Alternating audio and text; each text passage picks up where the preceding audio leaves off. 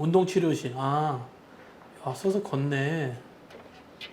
몸이 천근만근일 거다. 그래서 앞으로는 언어 치료를 집중적으로 할 계획이야. 새로 말 배우듯이 네. 치료하겠지. 저렇게 계단으로 올라가가지고 일상생활에 계단이 많잖아. 근데 저걸 쉽게 했었는데 열나 힘든 거지. 제가 숫자를 세어볼게요. 말이 안 되는구나. 어, 여기선 생각이 나는데 입으로 안 나오는 거지. 네. 아이고, 속이 상하겠냐. 혀가 되게 예민한 근육 덩어리란 말이야. 근데 그게 이게 뇌가 딱 피가 나고 망가지고 난 뒤에 이제 기능을 다 잃어버린 거지. 얼마나 힘들겠어. 여기 속에서 막 생각나는데 실제로 발음이 안 되니까. 굉장히 막 속이 터질 거야 아마. 여기 쭉 기구가 뭔지 알아? 이렇게 쭉 따라서 몰라? 여기 있는 건 마취과 마취 기계. 요 위에 있는 거는 모니터. 이거는 아마 보비라고 전기 소작기일 거야 아마. 옆에 있는 거 이게 버틀 이거는 석션 기구인데 보통 석션 기구는 다 벽에 달려 있는데 왜 이런 걸 갖다 놨지? 이렇게 좋은 수술장에. 저거는 이제 위에 좀 간호사가 만지는 거는 추울까봐. 수술장은 왜 추워야 되게 온도가 낮아야지 균이 안 생겨요. 수술장 안에는 이 공기 순환하는 시스템이 있는데 저번에 우리 병원 그 수술장 설명하면서 내가 얘기했지만 그 공기 순환기가 기본적으로는 균이 생기면 안 되니까 차가워요. 그래서 수술방 추워. 환자 체온 떨어지면 안 되니까 이렇게 따뜻하게 하는 기구를 쓰거나 우리는 이제 에어브론킷이라고 이제 공기가 뜨겁게 나오는 종이 담요가 있거든. 그거 아니면은 발열 담요. 그런 거 우리는 쓰고. 교수님 오늘도 일찍 교수가 왜 오셨네요. 일찍 들어오지? 사람도 부족한데 저라도 오, 도와야죠. 종이 자를 대는 거야 이제. 얼마나 찔지 표시하고. 저 진짜 꼬맹이 살 같은데 마네킹 아닌 것 같은데 여기 되게 조그만 애가. 주세요. 치면 안 돼. 죄송합니다, 교수님. 근데 저는 선생님들이랑 다르게 3배 확대된 시야로 보고 있어서 조금만 흔들려도 제 눈에는 수술 중에 지진 난 거랑 똑같아요. 잘하고 있는데 조금만 더 조심해 주세요. 야 완전 양반이네. 죄송합니다. 저렇게 젠틀하고 아름답게 이야기한다고.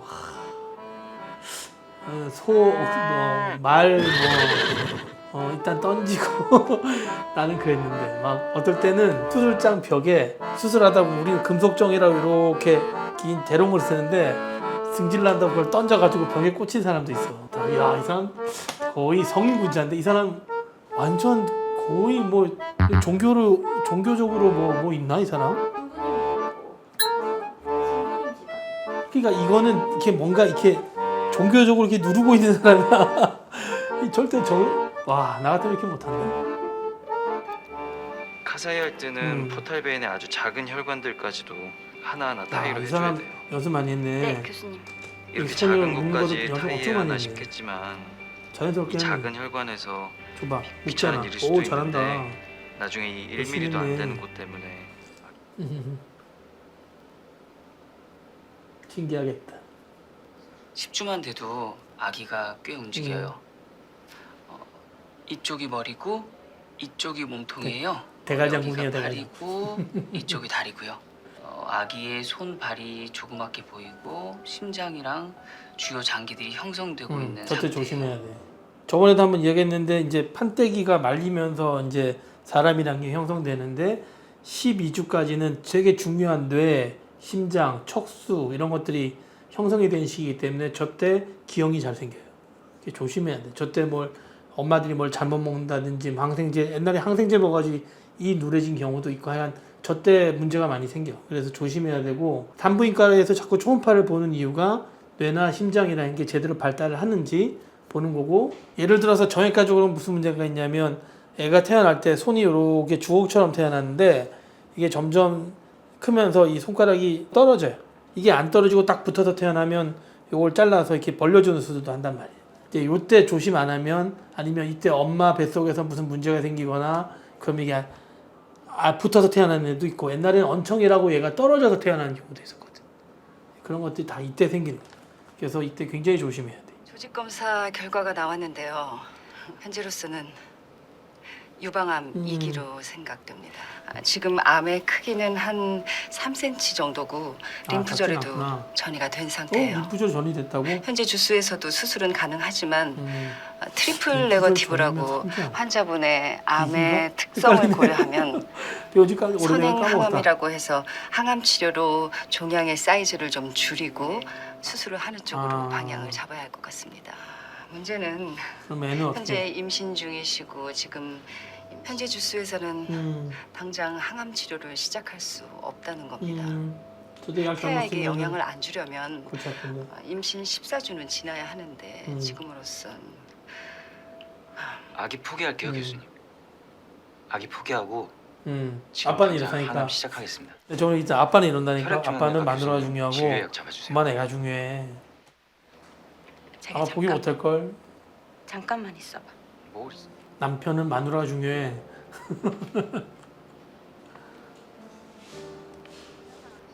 뱃속에 안 품고 있는 남자는 몰라. 알 수가 없어. 본인은 어떻게 생각해? 아직 가슴 생각도 해본 적이 없어가지고 제 몸이 더 중요할 것 같아요. 지금 몸이 더 중요할 것 같아.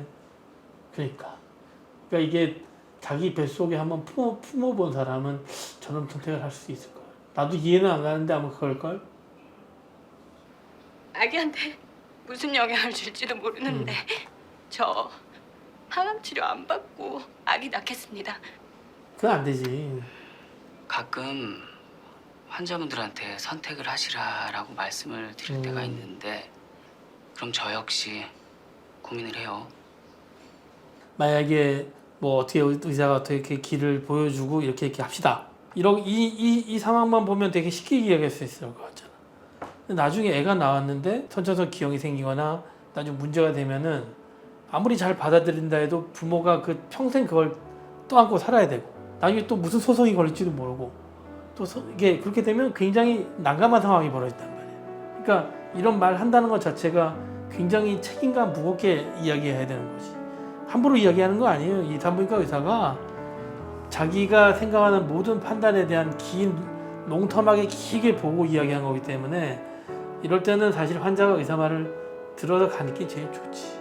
나는 어떤 경우가 있었냐면 임신 만삭 한 8개월 정도 됐어요. 엄마가 다리가 아프고 허리가 아프대. 그러니까 디스크가 터진 것이 거의 껄떡껄떡 넘어가는 거야. 마약 진통제를 써도 조절이 안 되고 밤에 잠도 못 자고 애가 굉장히 스트레스 받는단 말이야. 그 어떻게 했냐면 허리 수술을 해야 되니까 뒤집어서 수술해야 되는데 그럼 애가 눌리잖아.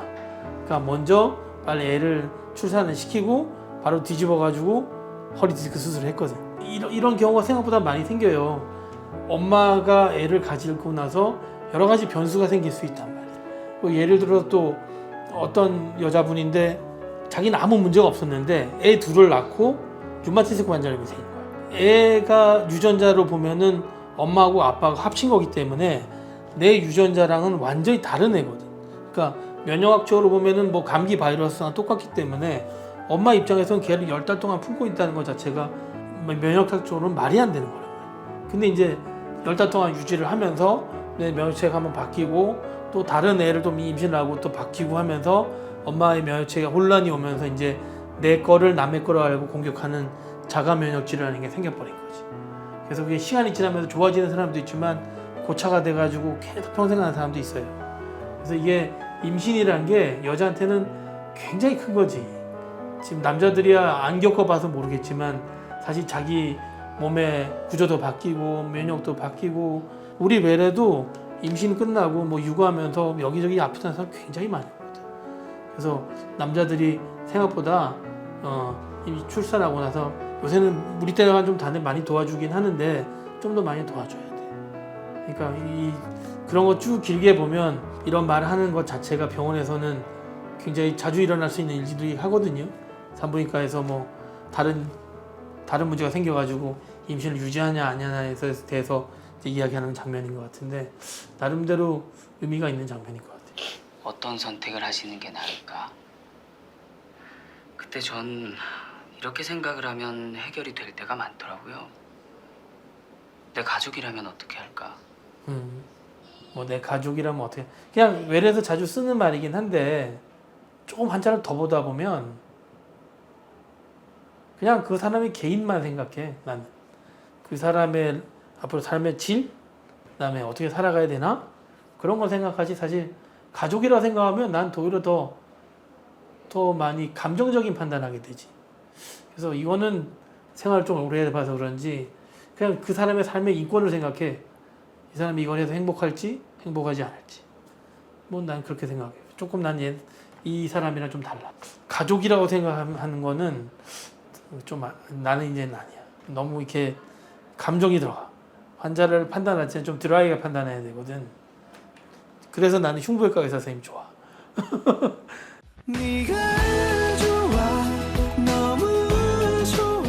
아까 그 사람은 너무 선비고 이 사람은 너무 감정적이고 역대한 것 중에 제일 재미없게 한 것 같은데. 어쨌든 뭐 재미없게 진짜 재미없게 얘기한 것 같은데 재미있게 좀 편집 좀 해주세요. 고맙습니다.